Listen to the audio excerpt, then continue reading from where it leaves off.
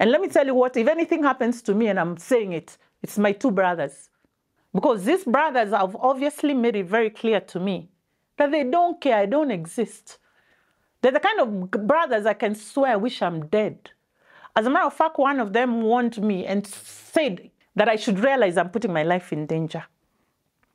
Meaning, if I was in a forest somewhere, these men can throw me to the wolves. That is how much they hate me. First, it's very traumatizing. It's one of the most traumatizing experiences because you think your family is the closest, they'll take care of you. It turns out they're your worst enemy, just driven by greed, nothing else. You're not their sister anymore. They're looking at what they can actually take away from you.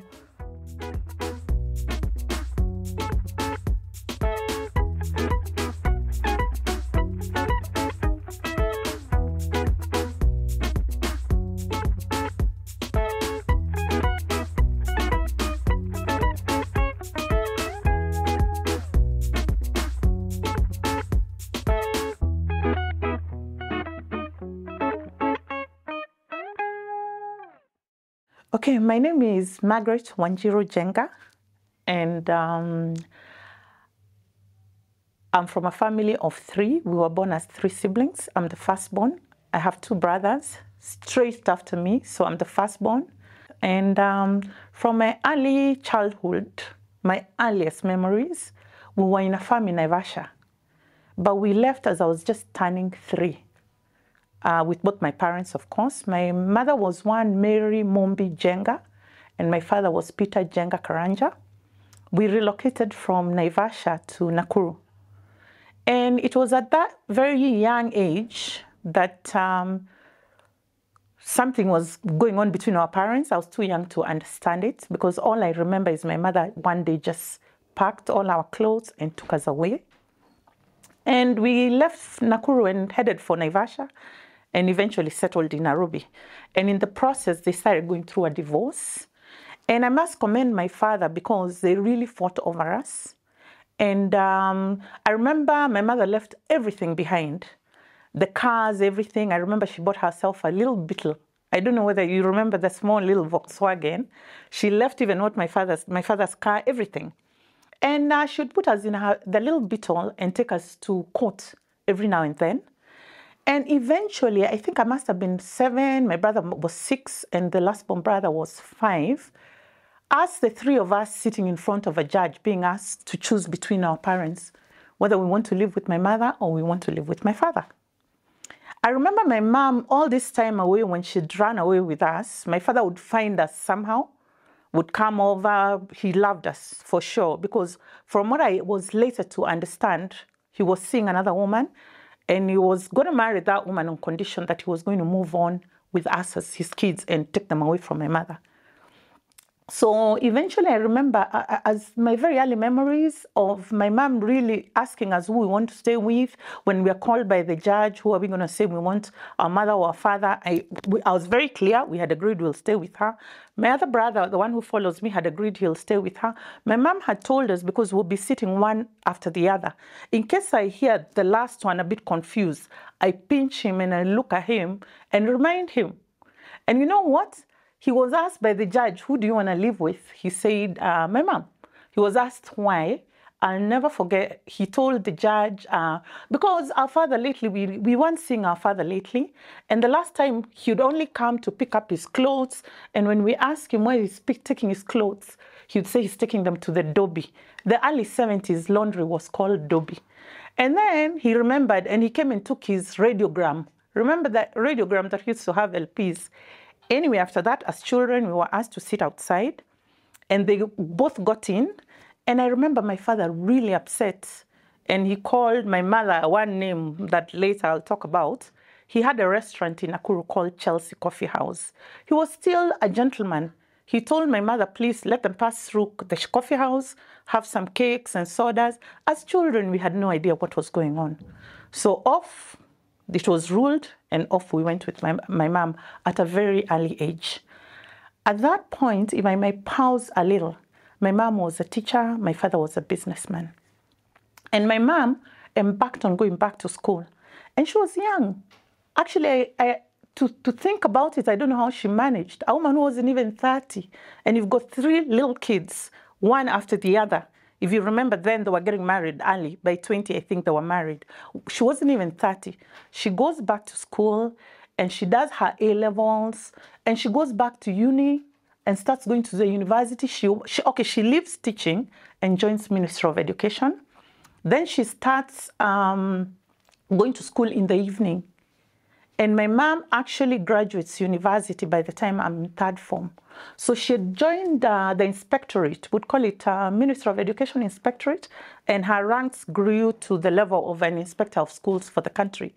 So my mom she was doing arts. So she's among the first people I remember as I was growing up, learning about screen printing. You know, then when branding was not a big thing, I remember my mom getting 2 very big contracts with very big companies, and she was doing the logos for these companies on overalls, you know what I'm talking about, and on the tie and everything.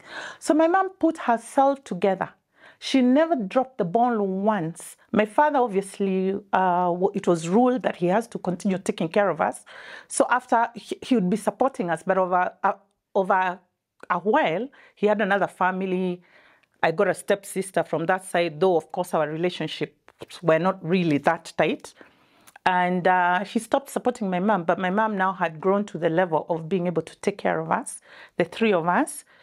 We never lacked. We never lacked food. We never lacked an education. My mom was on top of things. Or that, like the saying goes, she never dropped the ball once. She went all through. She believed in education, so she was very keen on all of us finishing all the way to high school as a single mom. And I'll repeat it again over and over, as a single mother. My father was later to be killed in a movement called mw.njenga then. Now that with the revolution that's going on, I believe people know about multipartyism. When Moi era had to come to an end and my father was picked up and put in the Nyayo chambers and murdered. And I'll talk about it honestly. So we lost my father very early. So my mom had to now go the long haul with us.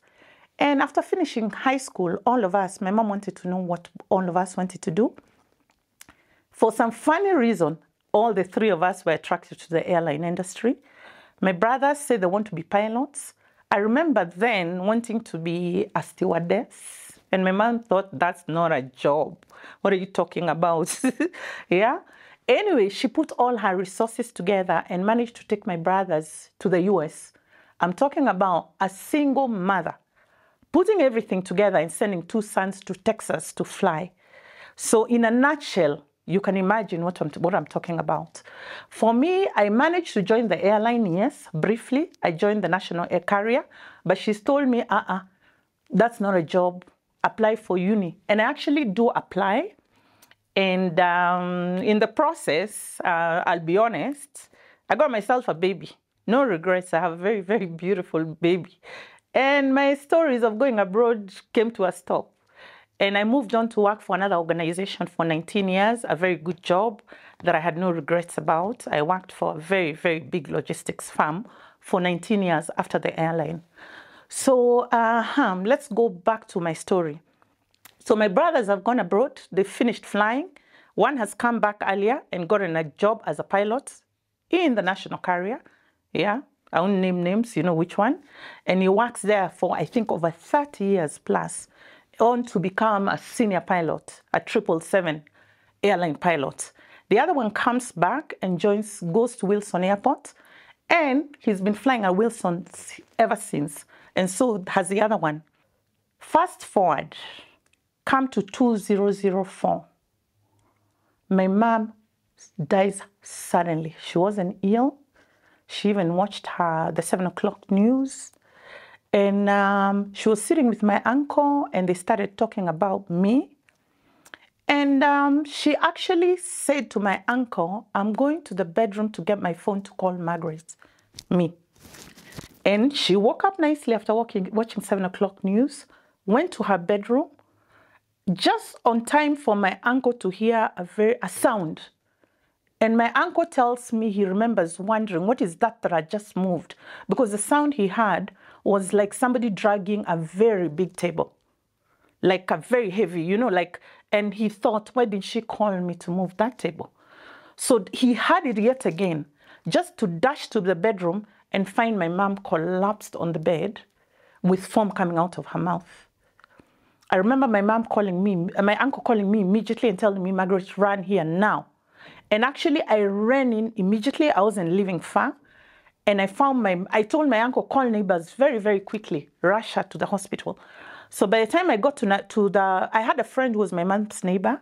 So by the time I got to the house, my neighbors had just gotten into the room. My mom was still lying. And I remember walking in and walking out. I think I just knew things went right.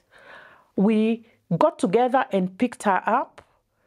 And between me and you, and I'll mention this because she wasn't a big woman. She was like about 70 to 80 kilos. But I remember her being very, very heavy. We had to pick her, so many of us.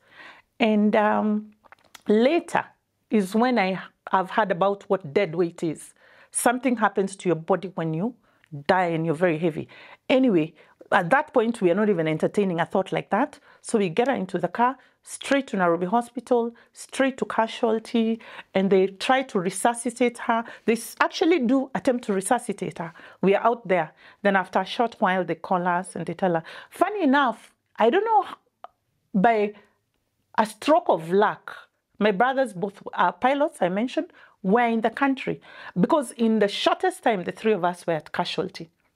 And then this nurse comes, obviously, and asks us who were the immediate whatever. And it's announced my mom, unfortunately, is gone. And the next thing, my mom is wheeled to Lee Funeral Home. So we embark on it's shocking, I don't know which one is more shocking, sudden death or long-term illness or one of the, I don't know. But you're in denial. You're like, no. You wake up, you're like, no. So we embark on the funeral arrangements. And there's confusion, obviously, because we hadn't dealt. In fact, in my family, I must say we're very lucky. We haven't really had funerals. So we've not had situations where we know what you're supposed to do and everything. So there was a lot of confusion within the week. And as you know, in Kenya, within the first week, there was confusion anyway. But I remember the first meeting, my brother, so I have two brothers. I'll call the JKA one, the one who follows me, and the last born, the one of Wilson. But we follow each other so closely, like if we sat here, you're not able to tell because we are one year after another after another. The JKI one, I remember as we are sitting saying, this is very important that I point it out because for later, he said that his girlfriend then, not his wife, is going to go and pick my mother's casket. And I was like, what? Did you just say? As in, why should she go and choose my mom's casket? So, of course, I cut that out and I said, I'm the one who's going to go and pick my mom's last resting casket. And I did. I didn't put any meaning to it. So the funeral happens, it goes, all that settles down. And we try and resume life. Then we bury my mom. And then the next thing, from where I worked, we weren't far. I knew a place on it was opposite Central Police Station, where they specialize with gravestones and how you'd want a gravestone done. I remember thinking how I'd want my mom's gravestone, the grave to look like and the gravestone. So I went over, had a look, and I kind of decided which one I would prefer. And I called my brother, the JKA one, the one who follows me. I remember he shouted at me for the first time. I was so shocked. He asked me, who am I? What makes me think I can choose my mother's gravestone on my own? All of us have to be there to choose it, which I thought was kind of a little, I don't even know. They are pilots. When are we going to get together just to go and pick up? Can they trust me to pick? And I let it go. I was like, okay, I'll get in touch with you guys when you have time. Let's go and choose. Woe and behold, by the time I'm visiting my mother's grave, it's done already. They did it without me. I don't even know who among the two of them did it. But I was later, they did it anyway. So it puzzled me, but still, it didn't bother me so much. Fast forward, my brother starts acting very hostile. I go to visit him with a friend, and he is so hostile, he refuses me practically to go past his gate. I remember him telling me, no, it's not a good time, go, go, go. And I was like, what the hell is going on here? Oh, before that, he marries this girl, and gets a baby. And I'm so excited to get a little niece. And I go to Nairobi Hospital all excited. And I get into this room. I find him sitting in this room. And when he sees me, he walks out.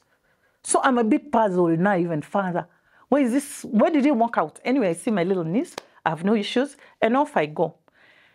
The same brother, again, gets an accident.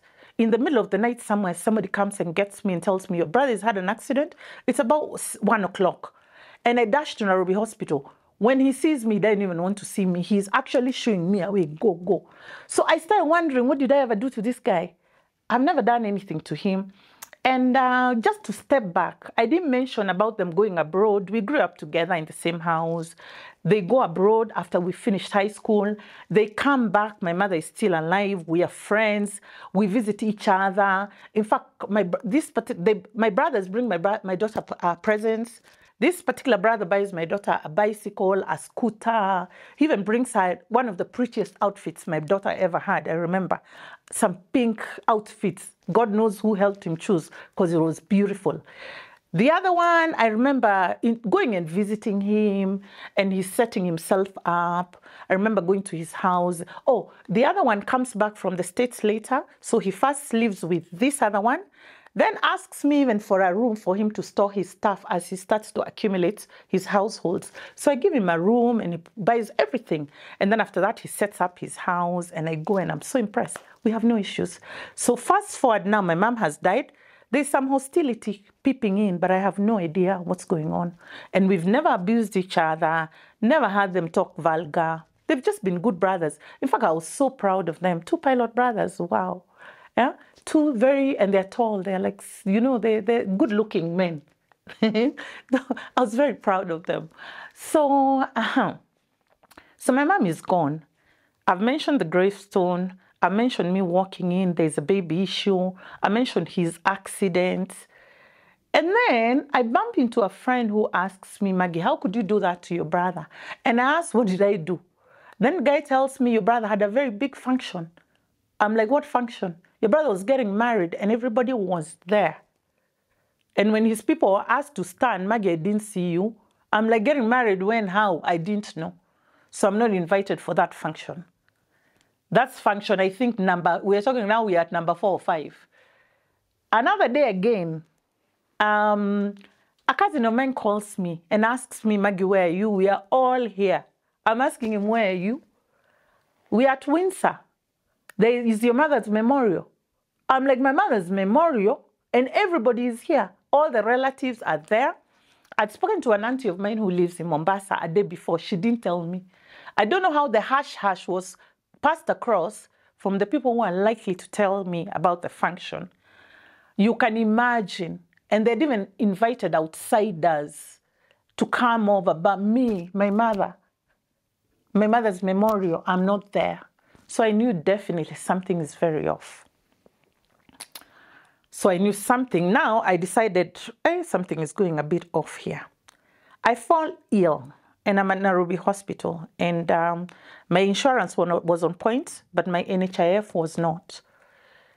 So you know what happens with NHIF. If you haven't sorted it out, you either pay it on the spot, you go sort it up, you go update it, but the hospital won't let you out. But the insurance had covered everything. So at that time, I've picked his hostility, so I don't have the guts to call him. So I call his best friend. And I tell him, tell your friend, I'm stuck here at Nairobi Hospital. Can he bring me like 6,000 bob for NHIF? He actually shows up and he throws the money at me. And he then asks me why I'm there. And I know something, here, you know the way you'd come over, sorry, Maggie, you know, before my mom died, I'd had an accident, and a motor accident. And he used to visit me. He had no issues. Actually, he'd even come in the pilot's uniform straight from the airport to see me. Like, Margaret, how are you doing? But this particular time, he throws the money at me. And I'm not surprised per se, because I've already established a pattern. Then I quit after that. I think I'm on number 5 of examples or 6. I've quit my job after 19 years and I've set up a courier business, my own courier business. And as usual, SMEs are such a struggle. After 3 years, hey, you haven't paid your rents, you have salaries to pay, your invoices have not been sorted out. I put my invoices together to the tune of about $500,000.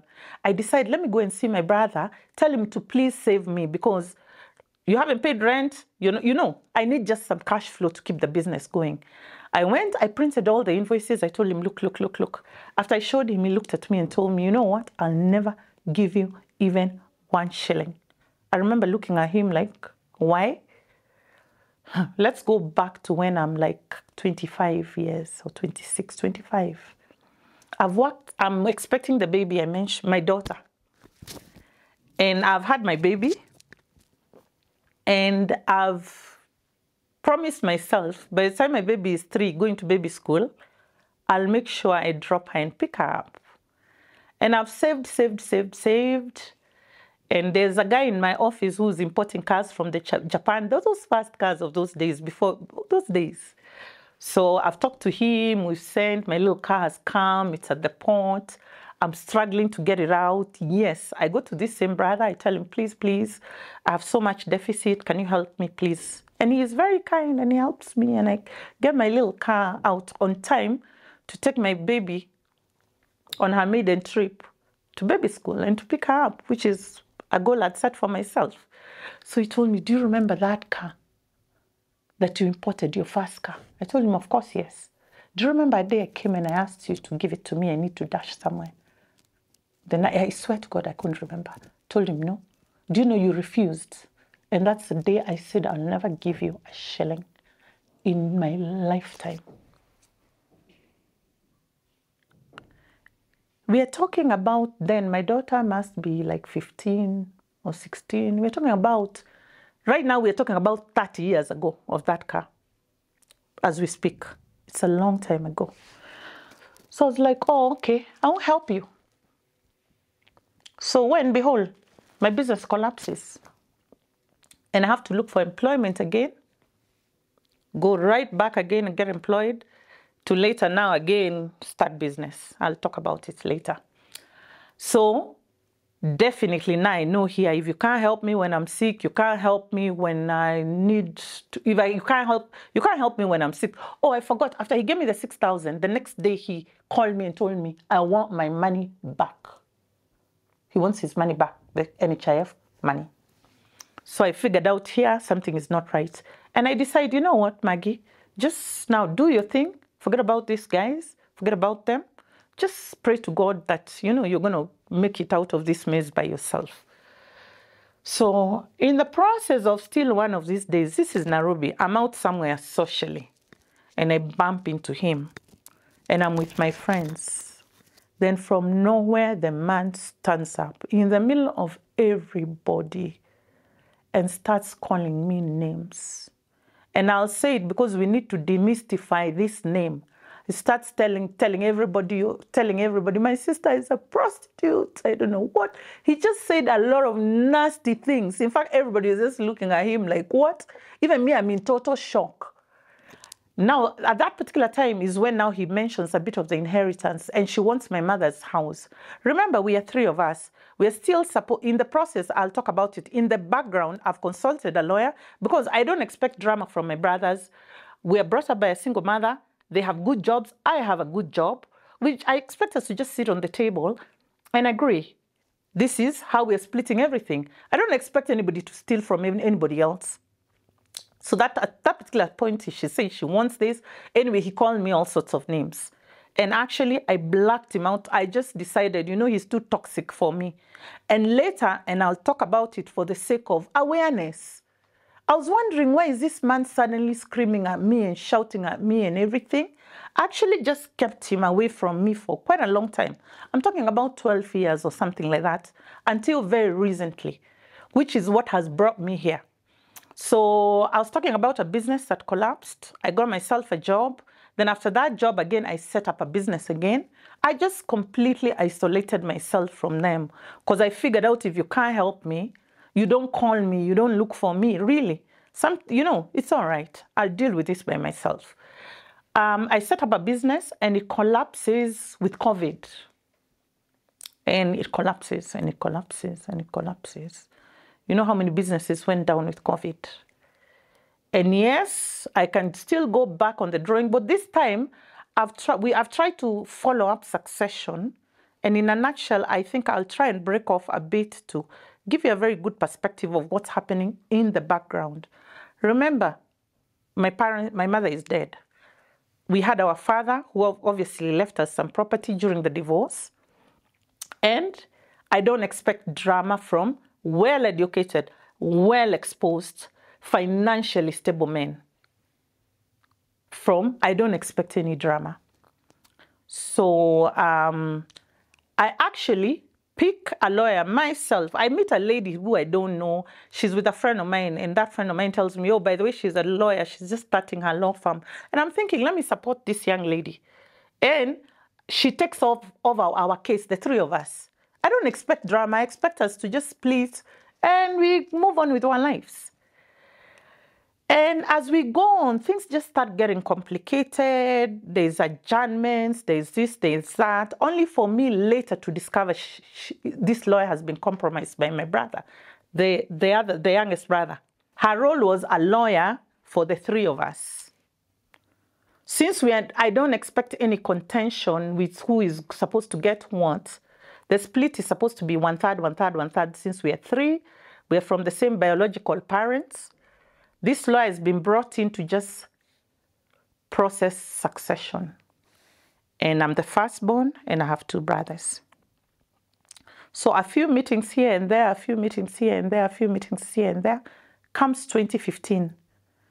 By that 2015, we've fallen out with my brothers, so everybody is on their own, but I check on her, how far has the case gone and everything. After my business collapsed, I got a job that took me out of town. And I remember the day of, what is it you call it? The day the confirmation of grant was being done on a particular date. I have the date, and I'm preparing to come to Nairobi. We are all supposed to appear in front of the judge. There is no contention. Yes, your siblings, yes, the grant is confirmed. It's called confirmation of grant.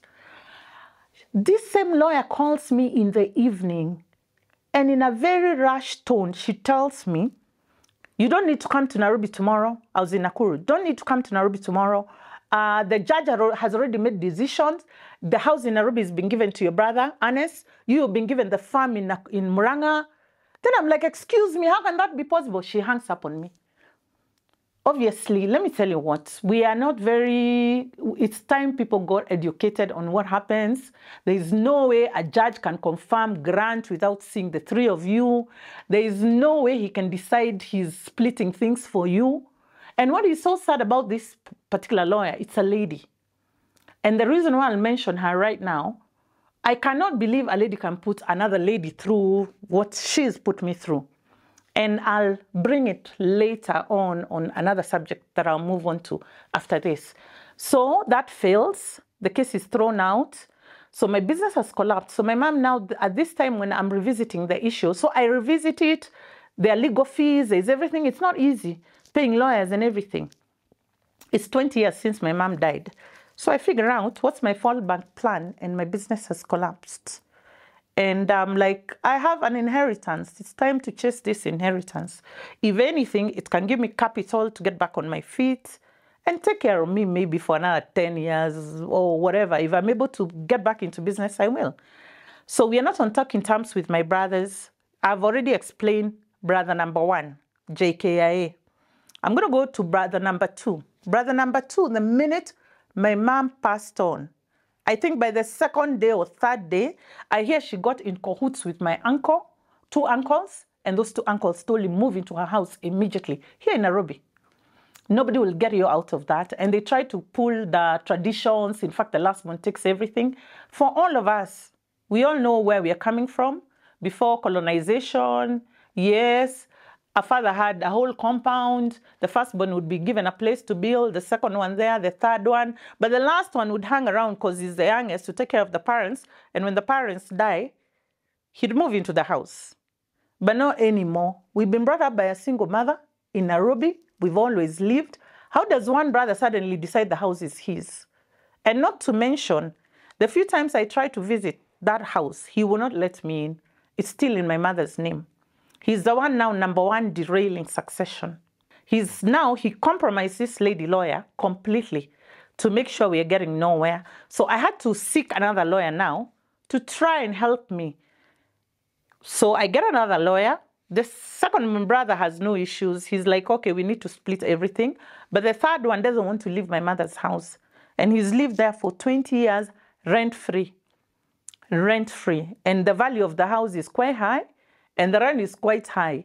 Even if we were to rent it out and split among the three of us, there's enough money to even buy food or, just sustain yourself. But according to him and traditions, it's his house.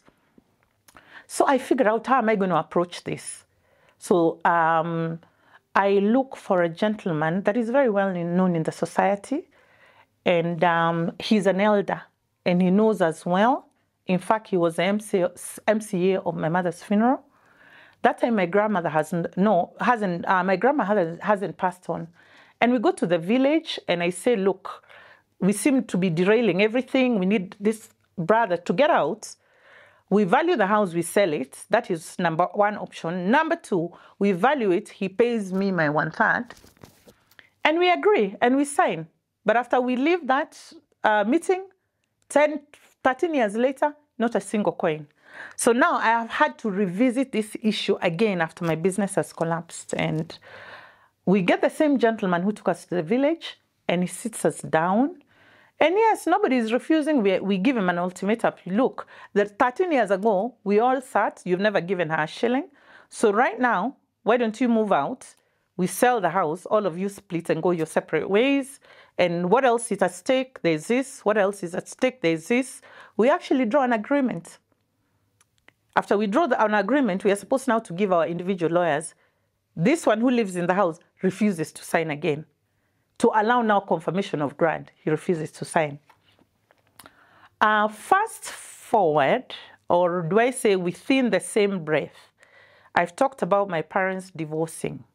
And as they were divorcing, my father left us the farm that I mentioned initially we used to live in, Naivasha. I'd had rumors of the one who lives in my mother's house saying that this other one has stolen land from him. And when I investigated, I found out actually indeed he has. He's transferred that whole farm plus everything to himself. How did he do it?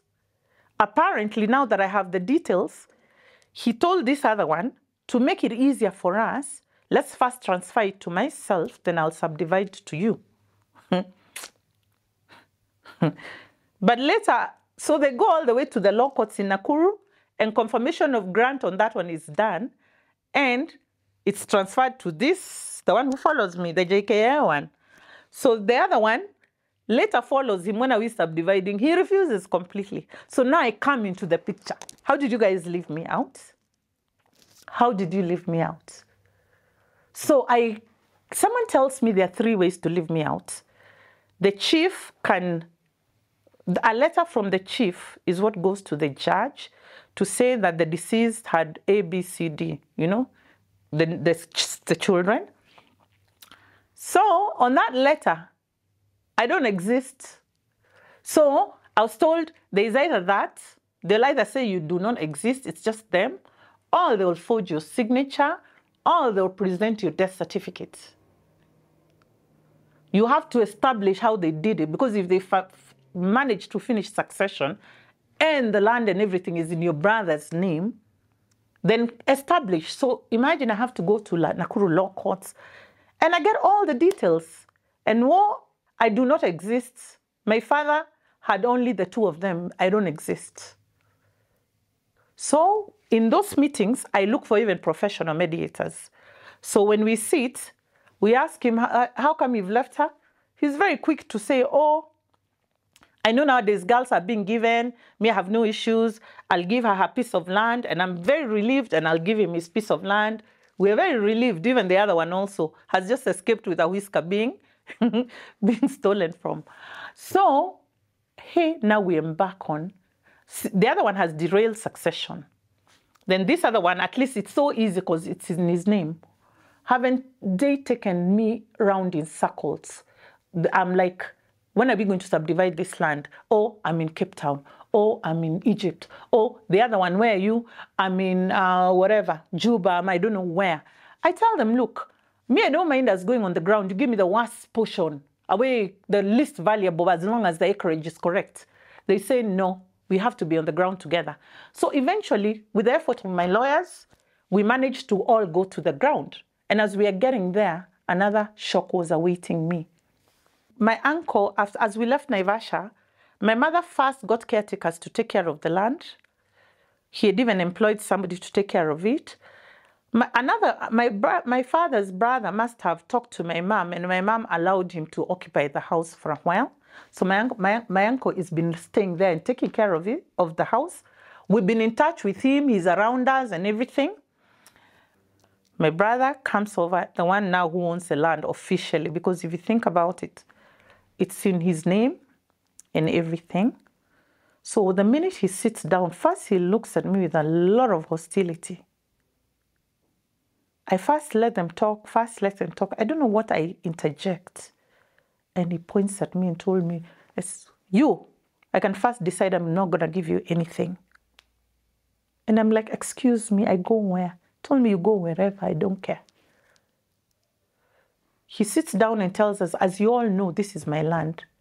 This is a man we have caught with his pants down, for lack of a better way to put it. We've caught him. He's stolen from us. He's got the same nerve to come and sit with us, with two of my aunties and that uncle who's been taking care of that house. They live around. My father had facilitated his siblings to buy land around, but they're elderly. So he's got the nerve to even tell people, to tell all of us as he opens the meeting. And I remember him sitting like this. He sits like this. As you all know, this is my land. And especially you, I can decide I'm not giving you anything. I'm like, why? Go wherever. So the meeting is so hostile and everything. Prior to us going to subdivide, I've gotten in touch with a surveyor in Naivasha.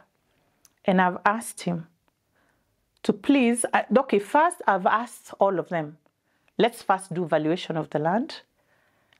They know I'm struggling financially because my business collapsed. And they tell me first look for the money, then we do subdivision. Valuation. So I look for my part, then he pays for him and his brother. Then after that, I tell him now, we are going to meet on the ground to subdivide.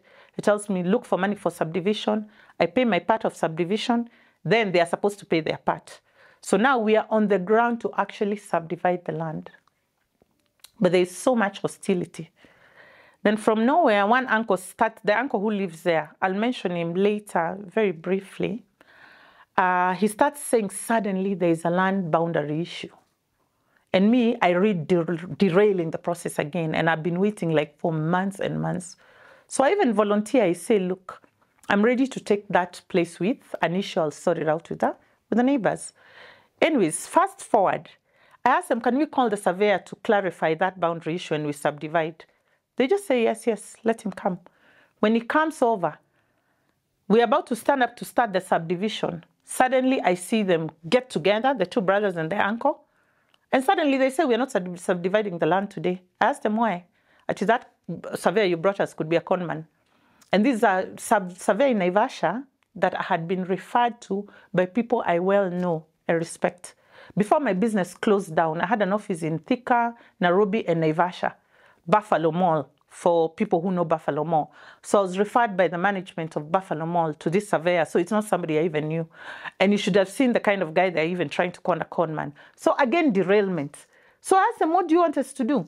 So they all say, I'm going to bring my surveyor, Then I'm asking them, why would you all pay different surveyors? Why don't we just pay one? They're like, money is not their problem. So we leave it at, okay, you're going to bring your surveyor, I'm going to bring my surveyor. Me, I even tell them, just give me credentials of yours, but mind you, I've lost my money. I don't know whether you're going to give me back my money. Anyway, as soon as we leave, later I was to hear my one brother takes a surveyor and goes and has the place marked and everything. On presenting it to this other brother, he tells him there is no such thing that's going to happen. So generally, in a nutshell, my brother has refused with that land like it's his. So that's been going on, like, I think for a year since we discovered, and we put it down on ground that he has to split it to us. So what choice do I have? I decide, you know what? I'm going to revoke. We're going to revoke. First of all, it's fraudulently done.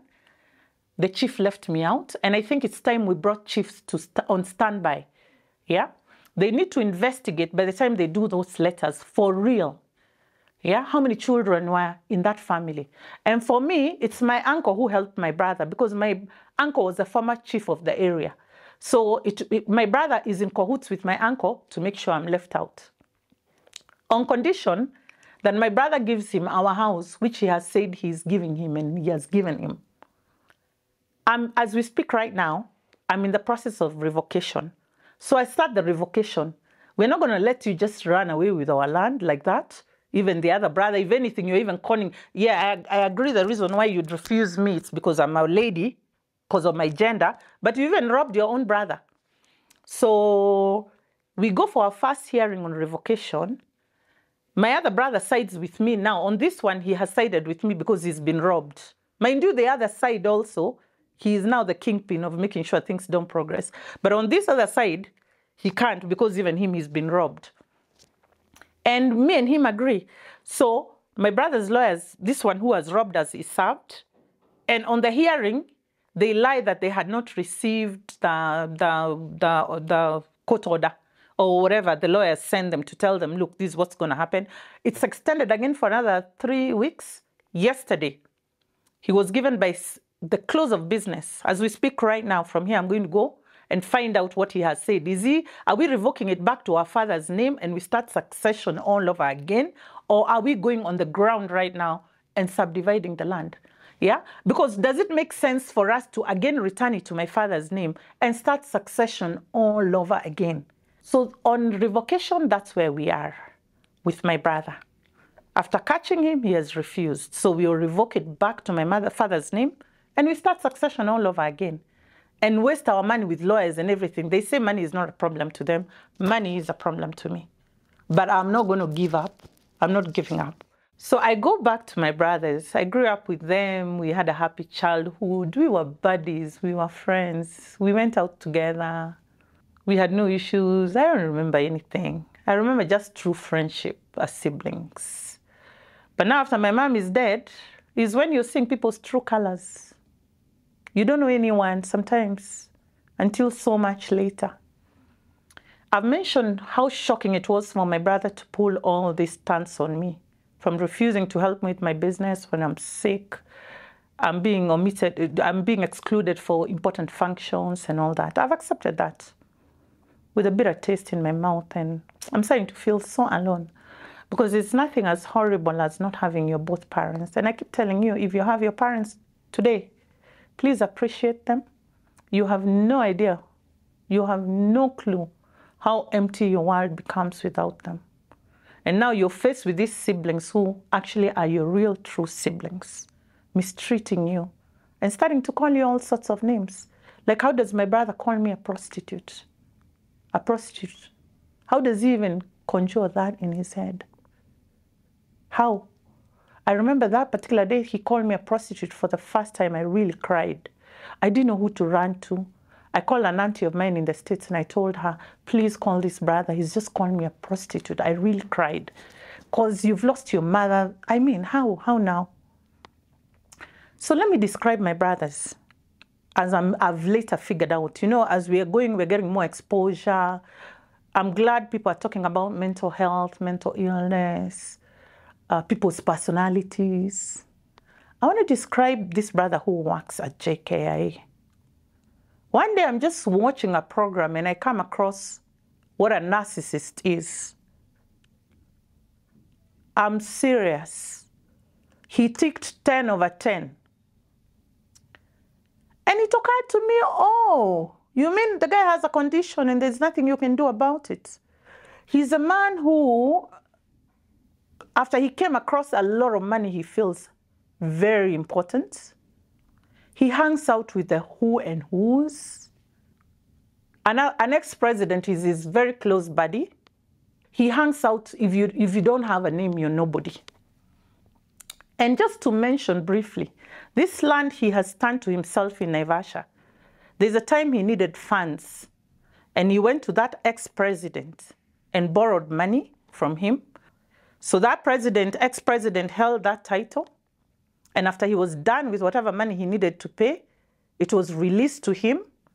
And the reason why I'm almost, not even almost, 200%, you should see how my brother is so proud showing us the signature of the ex-president releasing that land to him, back to him. We're not talking a man of no means here who is robbing me and the other brother. First, we're going to talk about this particular brother. We're talking about a brother before my grandmother died. My grandma died in 2016. This man, I think because he didn't have a mother, that's the only way I can put it. I'm so sorry for that as well. I can imagine. Maybe he misses his mother too, like I do. He went to my grandmother's house with 5 title deeds, clean ones, and told my grandmother, this one is 100 acres in Kajiado, this is 100 acres, I don't know where. My grandma could not remember the other 3 titles. So my grandmother was a cheeky, very interesting grandma I had, and I miss her. And of course, she called and said my brother had gone there and was showing him the titles, but she didn't know how to read. So, as in, please, to hide papers, she didn't know how to read. In future, in case, he didn't need to bring me those papers. Let him bring me tea and sugar, sugar and flour. The way grannies behave. So at the meeting of the mediation, I asked him, is it true you went to sue my grandmother with like 5 title deeds? He's like, yeah, I've worked very hard. That's my money and everything. Then I told him, me and your other brother, we only have this land in Naivasha. Why are you refusing to give us? Even that one you've grabbed. So you see, he already has accumulated enough wealth. In fact, between me and you, he even owns aircrafts. So why would a man like that of means be robbing me when I need it the most right now after my business collapse, and be robbing the other brother? So on the revocation, me and the other robbed brother, we are together. But he, even after catching him, he's still thinking he's going to get away with it. And not to mention, there's, of course, I'll later talk about gender. He only has one daughter. He's mistreating me because I'm a lady. He's forgetting he has one daughter. I asked him, look, if you had 2 sons, would you like this daughter, precious daughter of yours, because he loves the daughter, kicked out and told what you told me, get out there and just go and be wherever. Long time ago, people used to get married. The traditions, it's not like that anymore. Single mother parent households are a crisis in Kenya. A long time ago, divorces, in fact, I must say my mother is among the first, would we call her torch bearers of deciding I'm not staying in a marriage. Because it was unheard of before. And if I belong to those traditional places, I'm sure I'd be married, settled with 10 children somewhere in the village. I'd have no issues. But now I've been brought up by a single mother. I'm in the city. The world has evolved, and we have to evolve with it. So I've figured out this narcissist brother. So this is what happens after the business collapses. So I'm getting auctioned left, right, and center. My business is gone down. I have a truck that is being auctioned. I have some delivery cars that are being auctioned. I've got motorbikes that are being auctioned. Listen to what he tells me. I'm going to pay for those things on one condition, that you give land to that uncle of ours who lives in our land. So I'm like, why should I give him land? He was educated by my parents. He later went to be a teacher. He was a chief. He has his grandfather's heritage right now. On top of that, he says we're giving him the house.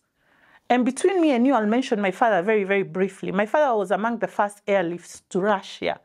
In fact, he was in the same aircraft with Raila. So he was a very exposed man. So even the house right now, if you go, built in the late 60s, is a beautiful house by my standards. He's insisted my uncle is taking it. That is what normally I would call my village. So he's given my uncle the land.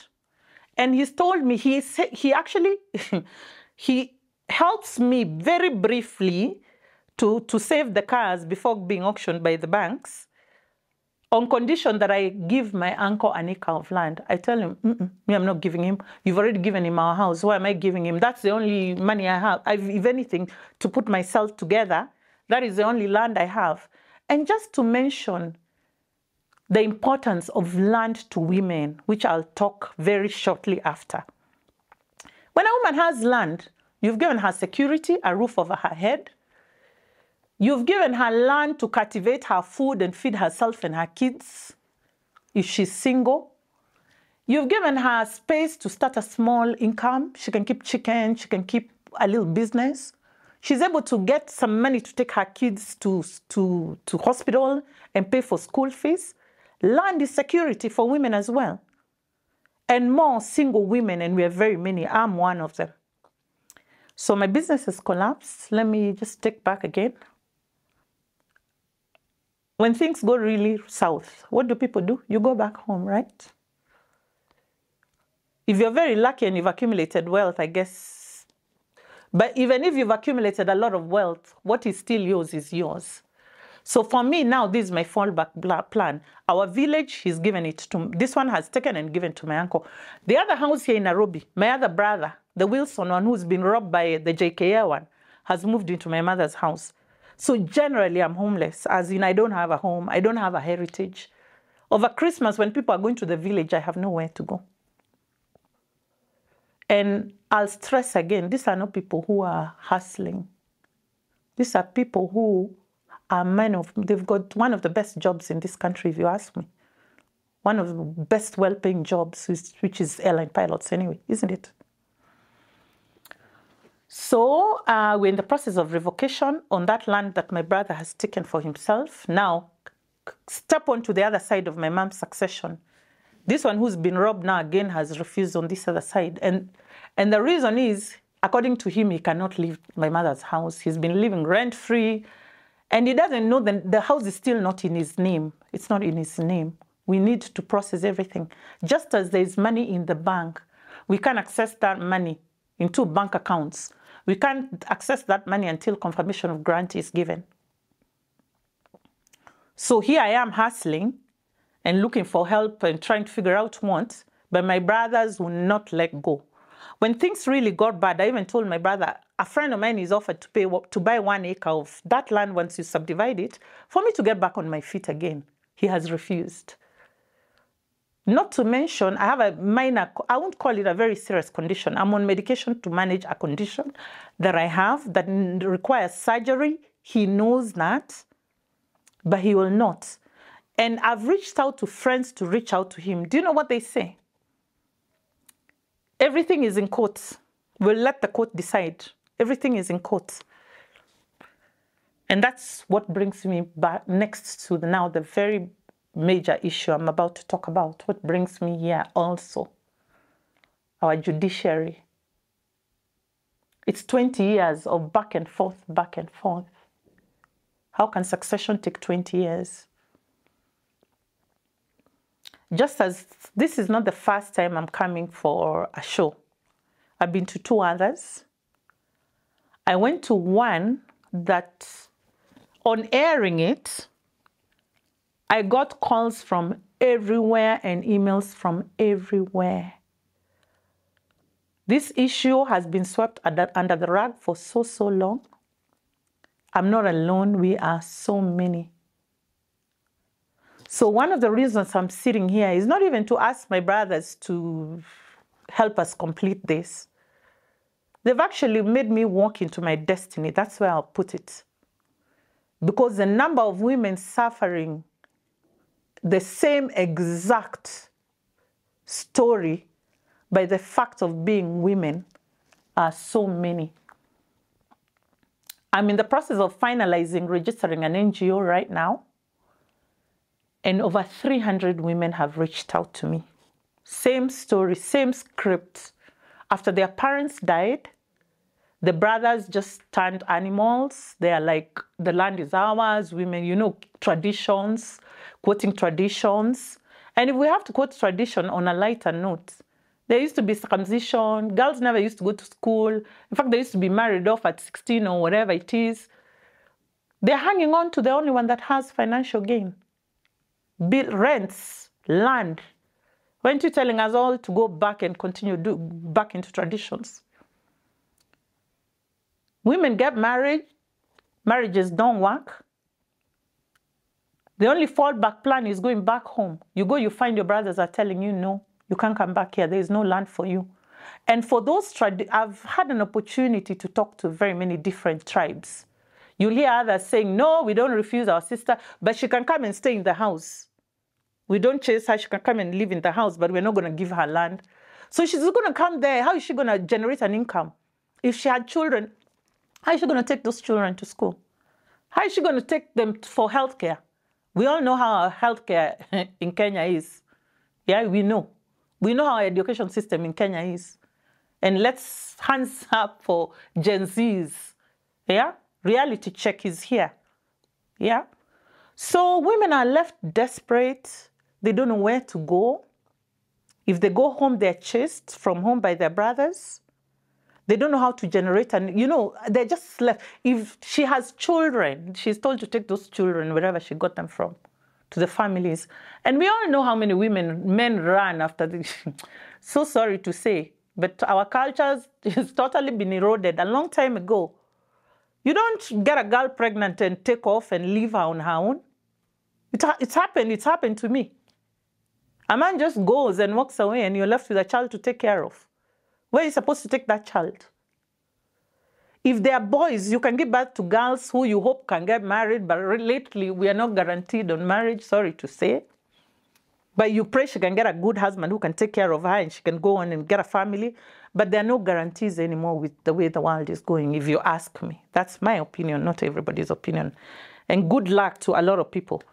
But imagine if this same single woman had boys. Where are those boys ever going to call home if the mother is being kicked out by her brothers? And let me talk about the Kikuyu tradition. I'm Kikuyu. Oh, don't I love the Kikuyu men who call themselves with their mother's name? They're trying to send a very strong statement. Yeah, I know a couple. I'd employed 2 or 3.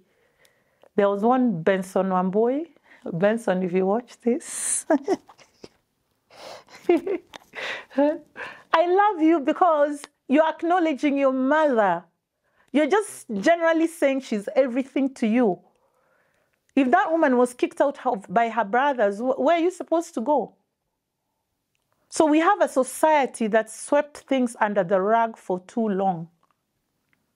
The institution allows us to get everything subdivided equally. Like in my case, it's 1/3, 1/3, 1/3. My brothers, I forgot to mention, are saying, oh, my mother verbally told me that's my land. My mother didn't tell me anything like that. My mother was an educated woman, exposed woman. Did she really tell you, my brothers, which is what you've been telling everybody, to take everything? Where was I supposed to go?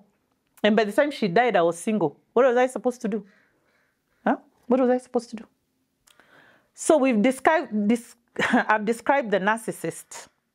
He's a complete 100 narcissists. And for you people who don't know what a narcissist is, Google. You might be having a couple of narcissists around you, from husbands to brothers. They are amongst us. There are very many. They are very selfish.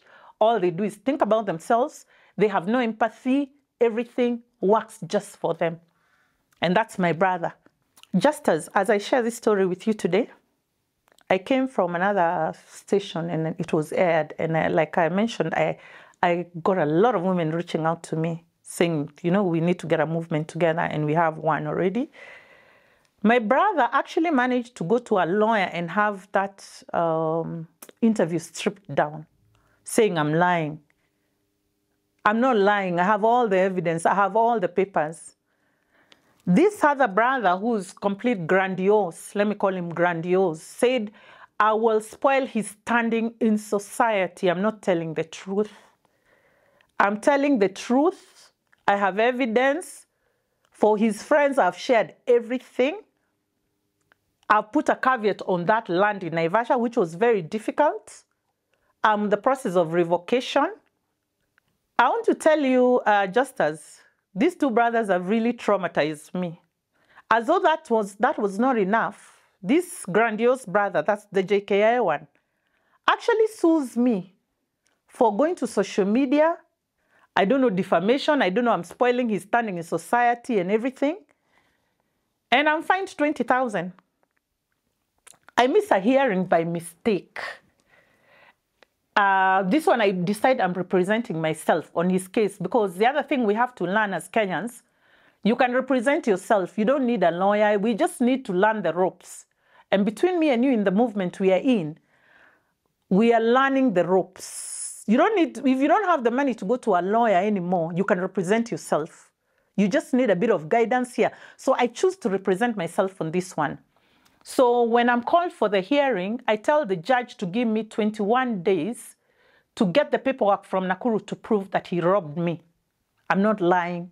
So I'm given 21 days. But by the time I go to Nakuru, I miss a hearing. The next thing, I'm in contempt of court. The next thing, I'm fined 20,000 for contempt of court. So it's not more the fact that I was not able to prove he's robbed me. By the time I'm being charged with contempt of court, I already have the paperwork, which I'll share with you, Justus. You'll have a look at it. So I'm in court with the JKIA one, yet to be finished. He's telling everybody the court will catch up with me. I told him I'm ready to go to prison. And then now, I think by now, after the Gen Zs, we know the power of social media. He was saying, oh, I'm taking to social media. That's why everything should be stripped down and everything. Oh my goodness. We are going to be all over social media. And between me and you, just as women, these injustices are not just happening to women in Kenya. I got an email from a lady in South Africa. I've got an email from a lady in Zimbabwe. I've got an email from a lady in Uganda. It's that culture. It was there. We do not refuse. But after the colonizers came, they disrupted us. Yeah? So what are we supposed to do? Why should you rob me? And we've been brought up by the same single mom. So I'm in court with one brother, and he's telling everybody that the system will catch up with me. I'm ready to go to jail. If I'm going to jail to fight for my inheritance, that's number one, for telling the truth, because I'll have the truth anyway. He knows I'm telling the truth. Let's go to the other brother. I attempt to go to my mother's house, and he calls security on me. It's a gated community, so he calls the gate security to come over. Me, I tell him, I want my brother to open up this gate. This is my mother's house. I don't see what the problem is. In 2 minutes, I'm roughed up by the security guys. Actually, I'll be honest. I'm like, don't touch me. It's men. Why would a man try and hold you? So I scream. Then women come out, the neighbors, and they're like, leave her. What's going on here? I say, why are they touching me? Now, let me tell you something. We've watched all these programs in the US and the UK of 911. We know it doesn't happen in Kenya. We know by the time you call a cop, the cop will tell you there is no petrol, gari haiko. I'm telling you, just as in less than 10 minutes, the police car was there. So I don't know whose contacts he has, because I was put in the police car. He drove in his Mercedes. We went to the police station. So the cops tried to understand what's going on. I'm like, this is my mother's house. This is my brother. He's refused in here for 20 years. Because these brothers have obviously made it very clear to me that they don't care. I don't exist. They're the kind of brothers I can swear I wish I'm dead. As a matter of fact, one of them warned me and said, it's on email, I'll share it with you, that I should realize I'm putting my life in danger. Meaning, if I was in a forest somewhere, these men can throw me to the wolves. That is how much they hate me. First, it's very traumatizing. It's one of the most traumatizing experiences because you think your family is the closest, they'll take care of you. It turns out they're your worst enemy, just driven by greed, nothing else. You're not their sister anymore. They're looking at what they can actually take away from you. In fact, right now, they're wishing I'd be dead, I'm sure. They know I need some surgery. I'm managing it, my brothers, if you watch this. Yeah? Only God will decide who goes before the other. But my question, my brothers, and I'll address them directly. Why would you be wasting money with lawyers everywhere when you didn't earn a single shilling of what we are fighting for? Why? My mother sacrificed everything and took you to the States to fly. Between us, she used to drive. She even sold her cars. For the first time, my mother got a matatu. for the first time in her life. You didn't earn a shilling of what we are fighting for. And like I told you, that elder looked at us and asked us, even your parents in heaven are not happy. They're not happy at all. What are you fighting for? And for me, honestly, if I was very financially comfortable right now, I've left them on and off for 20 years.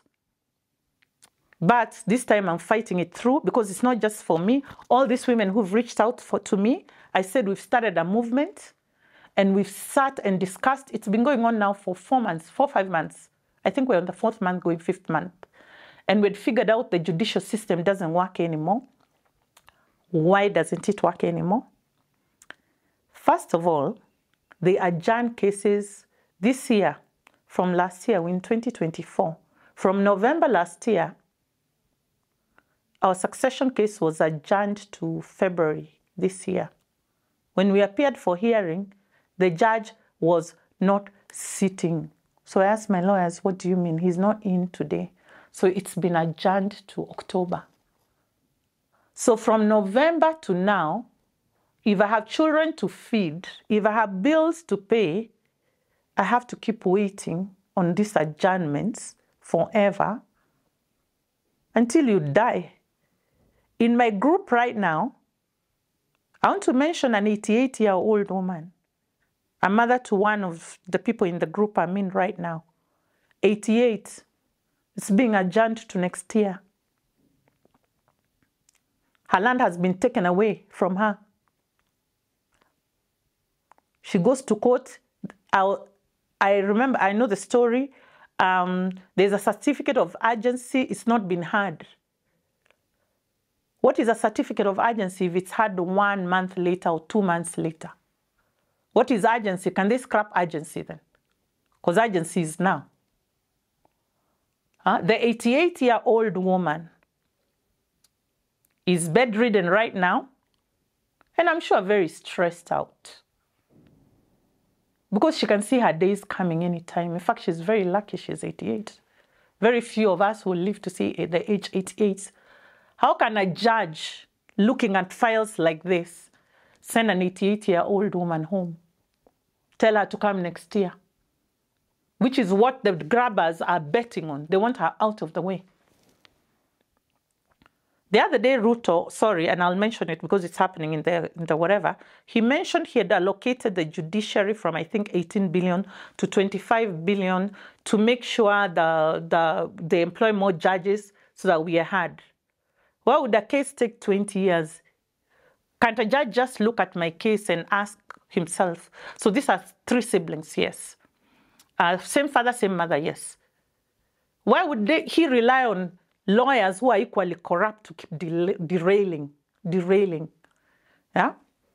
Not to mention now, let me give this a very, very brief mention. We've all listened to Faith Othiambo, the new LSK boss. She said it outrightly. We've got corrupt lawyers. In every profession, I'm not saying, in every profession, there are corrupt accountants, there are corrupt doctors, there are corrupt everything. It's time we actually mention them out. We have corrupt lawyers. We've got corrupt lawyers, like, for example, the lawyers who are dealing with my brothers, know very well the right thing to do is advise my brothers. This is your sister. Why are you taking her around in circles, guys? Just sit and split. But these same lawyers know how to use derailing tactics. The last one, the brother who now, the last one, used, we had been gazetted as the administrators, me and him. He wants me removed as an administrator, and he's left alone by himself. What kind of excuse is that? The confirmation of grant has not even been done. So we have lawyers, Justus, who somebody comes and tells them, this is my case. He knows it is all wrong because he wants to continue milking your money. He'll go with you as long as you keep bringing him money. A decent lawyer, I met one who told me, Margaret, if a lawyer like that comes, anybody comes with a case like that, I tell them, no, I'm not going to handle that. I won't handle that case. So among us, we've got lawyers who ensure these cases go nowhere. These same lawyers are in cahoots with clerks in the registry where the file goes missing. How many times have I gone to court and the file is missing? And the clerks in the registry, guess what they do? They ask for money to look for your file and sit on it. Otherwise, it's going to disappear on the next hearing. Same clerks will ensure your date is who called 2027. Or I can bring it here based on kitu kidogo. We've got magistrates and judges who are here to compromise. You have to put your money together. So the guys with the money are able to compromise the system all the way. But it won't happen again. With this group we're doing, we are so many. We're going to talk. LSK, I mentioned Uthiambo. I've had one meeting with them. They're ready to listen to us. We have a couple of requests to make to the judicial system. Number one, I was in court yesterday over my brother refusing to say whether he's agreeing to revocation or he wants us to take it back to my father or he wants to split it up. We finish this story. And that judge is listening to a murder case. He's listening to a succession case. He's listening, I don't know to what. In fact, sorry, judges. You can't move from here to here to here. Why aren't we just allocated judges to deal with succession? Succession is everything. These mothers have children. Yeah? That's their livelihood. You want to start a business. Like me, I want to do a lot of things. Release what's mine and let me move on. So we are meeting the CJ and LSK to even give a time limit where we want a particular time. A succession case should not take more than 3 months. And if it does, the judge should ask what's going on. Like my case, same siblings, same parents. We have no doubt about that. And none of them is denying either. They're saying, yes, that's my sister. So why would we have everything so scattered? So we are really proud of Gen Zs. We are the mothers of millennials and Gen Zs on a lighter note. They've watched us doing nothing for too long. But they didn't know their mothers who are us are trying to do something. Because I don't want to leave my daughter without an inheritance. I have a daughter. I want to leave her comfortable. And unfortunately, land has become very expensive now. That is why it's such a hot cake. That's why people are grabbing from each other like crazy. And we are the last generation who's going to be able to buy the land that our grandfathers were able to buy straight after independence. So I'm not letting it get away. I've been threatened. I've gotten a call, Justus. Somebody hung up and then hung up again. And then they said with a very harsh whatever, I leave that story of Mashamba. I'm chasing. Just as I switch off my phone, my own brother threatened me. I went to the OCS in Kilimani. I told him, I even had it in writing. He had put it in writing when he was called. First, the OCS was very like, what? Let me call your brother after he had my story the way you're listening to. Let me hear. This is something we can sort out very easily. I don't know what he did. He compromised the OCS, as you'd expect.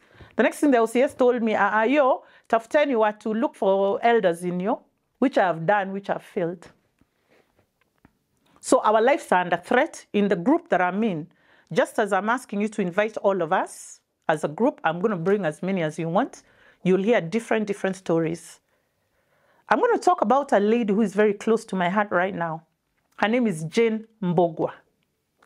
The brothers who are equally well off, she has educated them. She's taken them out of the country, New Zealand, the US, kicked her out of her mother's house.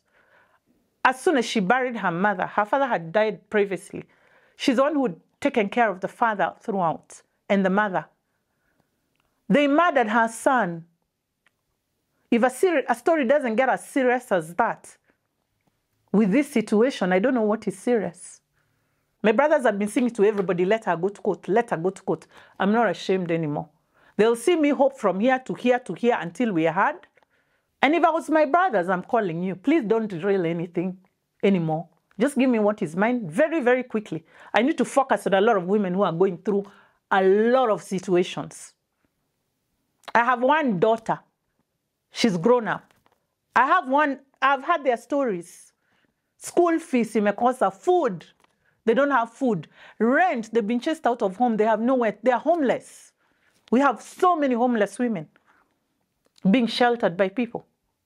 So the sooner they give me mine, actually, which I'll invest in this movement I'm doing in, because we want to live to take care of our daughters' futures. And this story of men deciding they can actually discriminate you just based on gender has to go.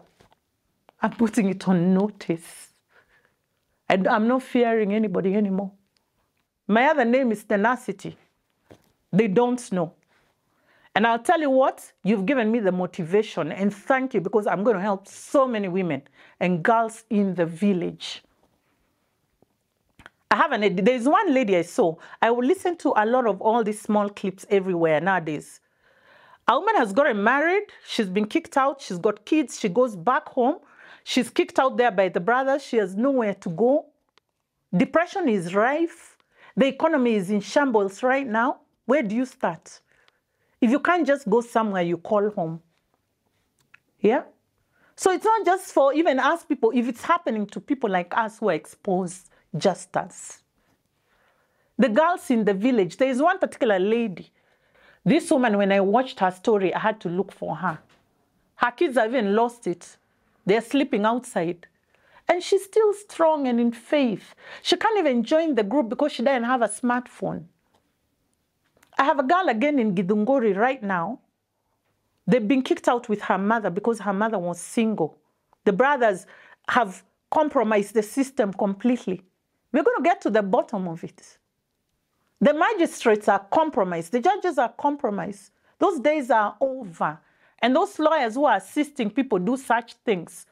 This movement, we've decided to get a database where we actually slot you in so that people can know who you are. Just like we're doing corrupt leaders. Yeah? You can't mess around with people's livelihoods. As you try to get my brother to derail the sister, that sister has children, has needs. Others have died. There's depression. You can't deal with this stress, finances. You can't deal with all those things. You're going to get depressed. Suicide. In the villages, just as there's been murders that go unreported. There are murders because of land. On BBC, one of the latest documentaries is about Kilifi. Children are trying to say their parents are witches. Please go on to BBC. It's called Cry Witch. But their motive is the land. So it's very unfortunate. We are told not to air our dirty laundry in linen. Really, I'm not ashamed anymore. Yeah, I become fearless, completely fearless. Come for me. And let me tell you what, if anything happens to me and I'm saying it, it's my two brothers. And I forgot two uncles. One brother is in cahoots with one uncle. The other brother is in cahoots with the other uncle. The one that I was being forced to give land is in cahoots with the JKIA one. My mother's brother is in cahoots with the Wilson one. And my Wilson one is a very sad story. And I'll say it because, again, I said, we're in a society that hides, puts masks on, when the real truth is very dirty, and I'm going to reveal it. In a nutshell, we used to have a house girl who brought us up, me and my brothers. That house girl married my uncle. After she married my uncle, when we were already quite grown up, they went to the village and had a lot of children together. So we really don't know these kids because we've been brought up, you know, we were busy with our lives by the time they're coming over. But we knew our maid now has another 10 children with our uncle. We would hear. But we were, you know, we can't relate because of a lot of things. You understand what I'm saying? After my mom died, my brother, the Wilson one, handsome, dashing pilot with girls all around him. My uncle approaches him and asks my brother, instead of my girls languishing in the village, why can't one come over and clean for you and wash after you? And my brother has no problem. My mom's house has 2 SQs. So this girl comes and my brother doesn't know her. And between me and you, I'll put it very politely. There's somebody who told me men are still men. He didn't know her as a cousin. They didn't grow up together. In a nutshell, you can fill in the blanks for you. This girl moves into my mother's house. And as we speak, lives with my brother like the wife. And I've gone there, I knock. She tells me, I can't open this house for you. I asked him, why won't you open this house for me? Because I've been told by your brother not to open. My real blood cousin. Because the father is my mother's brother.